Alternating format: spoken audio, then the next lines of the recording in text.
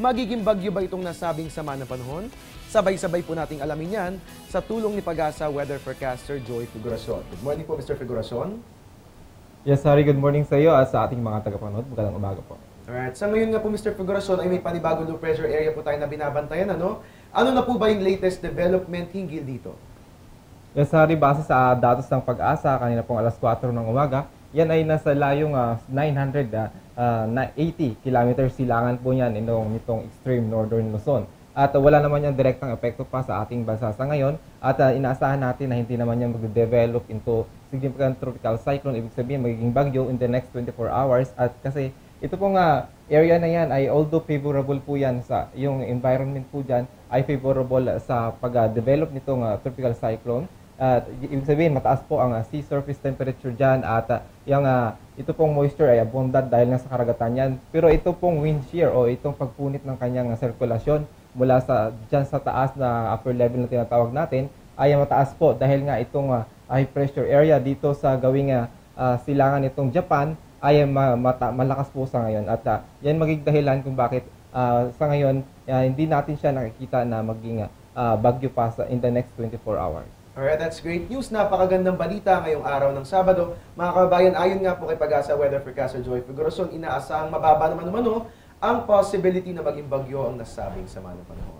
Mr. Figuracion, kahapon nga ay magandang panahon ang ating naranasan. Kasalukuyan tayong nasa monsoon break. Hanggang kailan po natin ito mararanasan?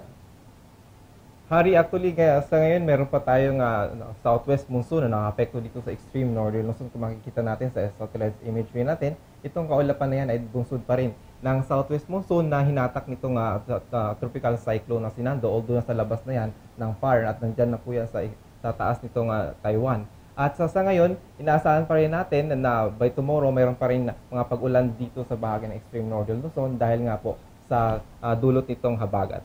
Alright, just to make it clear mga kababayan, ayon nga po kay Pag-asa Weather Forecaster Joy Figuracion, kasalukuyan pa rin pong umiiral ang hanging habagat, wala po tayo sa monsoon break at bukas nga po makararanas ng mga pag-ulan dyan po yan sa extreme northern Luzon. At nabanggit nyo nga po yung Mr. Figuracion, sa extreme northern Luzon na lamang umiiral o nakakaapekto ang hanging habagat. Kaugnay niyan, magiging ligtas na ba yung ating mga karagatan? May nakataas po ba tayong gale warning sa kasalukuyan?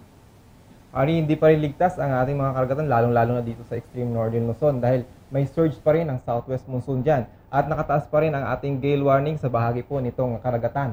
Nitong Babuyan, kasama na po itong bahagi ng Batanes, Calayan, at ito pong northern coast ng Cagayan at northern coast nitong Ilocos Norte. At yan mga karagatan na yan o mga baybaying dagat na yan ay inaasahan na magiging maalon hanggang sa napakaalon at inaasahan na hanggang 4.5 meters ang mga pag-alon dyan. Kaya naman inabesuhan pa rin natin ang ating mga kababayan, lalong-lalo na yung mga gumagamit na maliliit na sasakyang pandagat na maging maalerto po sa mga malaking pag-alon at pinapayon po natin sila na huwag na pong pumalaot kung kinakailangan.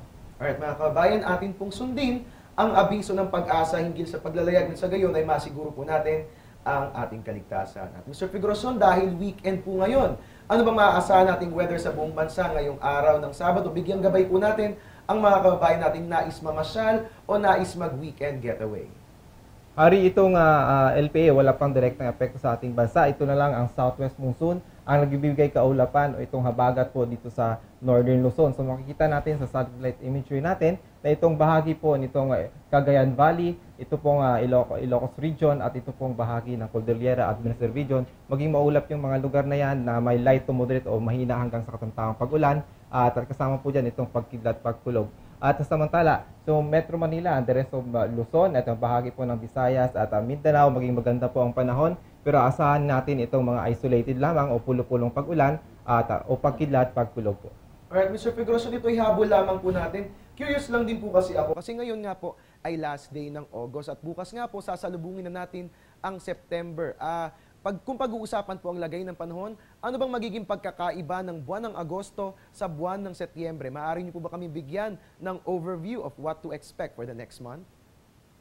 Hari, inaasahan natin na for the month of September, inaasahan natin ay 2 hanggang 3 bagyo na maaari pong makaapekto sa ating bansa. At malaking pagkakaiba po ang bagyo na tumatama sa ating o pumapasok sa Philippine Area of Responsibility during this month. Dahil nga po itong itong mga bagyo ay normally landfalling, ibig sabihin tumatama sa kalupaan ng ating bansa. At yan po ay ang laking pagkakaiba sa bagyo na nade-develop during the month of August. At minsan ay hindi pa nga nag-landfall. Yan po yung pagkakaiba natin. Alright mga kabayan, atin pong paghandaan ang susunod na buwan. Kung ngayon nga pong buwan ng Agosto, lagi tayong handa. Dapat ngayong susunod na buwan ng Setyembre, paigtingin natin ang ating paghahanda. Maraming salamat po Mr. Figuracion. Last few reminders para sa ating mga kababayan ngayong araw ng Sabado. Yes, sorry, maraming salamat din sa iyo. At sa ating pong mga kababayan, patuloy pong mag-antabay sa ating mga weather update. At patuloy rin po na pinapalabas siya ng Panahon TV. Kaya naman po manatiling po nakatutok sa mga ating panahong ulat.